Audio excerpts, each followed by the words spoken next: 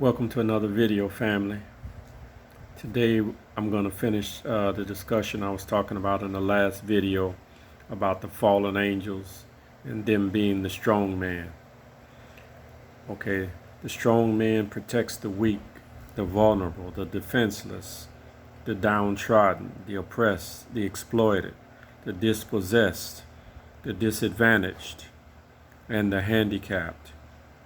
Okay.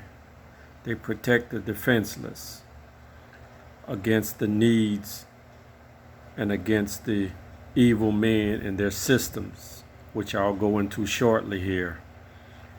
Their secret societies, their subversive movements, okay, the so-called status quo, the 1%, okay, the military-industrial complex, the communist national security state, white supremacy, the white supremacist terror domination, and also its corresponding systems of oligarchy, monarchy, giant corporate capitalism, which spawns slavery, imperialism, globalism, and Zionism.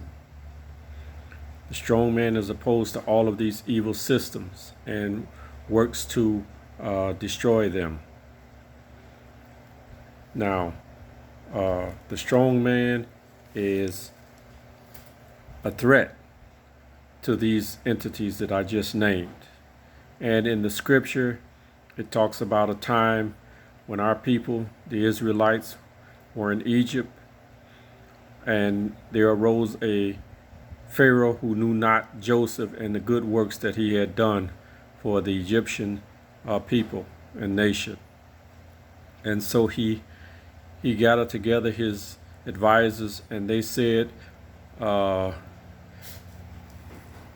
let's enslave these people, because if not, they are too numerous. They're growing. Their numbers are growing, and they're growing too powerful. And that they would join with foreign invading enemies against Kemet and fight against Kemet. So this was the fear of the Pharaoh, that the Israelites would join with a foreign invading enemy against them. Now, let's look at prophecy. This also shows that the angelic nature of the Israelites, because that foreign returning enemy for the future is going to be the Messiah, returning Messiah and his angelic army when they return to this three-dimensional plane in order to bring about righteousness and correct order and to destroy the wicked on this three-dimensional plane, which is the Most High's footstool. And also another biblical reference that relates to these evil systems, I believe, is that from the King James Version, Matthew 24:21, where it says, "For there shall arise false Christs and false prophets, and shall show great signs and wonders, insomuch that if it were possible, they shall deceive the very elect." What are these great signs and wonders? Well, it's the great signs and wonders of giant corporate capitalism. And even many Israelites have fallen victim to this evil system, where they actually believe that they're part of the 1% or can be part of the 1%, or they actually believe that they are capitalists. And we know that capitalism is a zero-sum game. This is why few people, 1% controls 90% of the wealth in America, and the same is repeated around the world in other nations.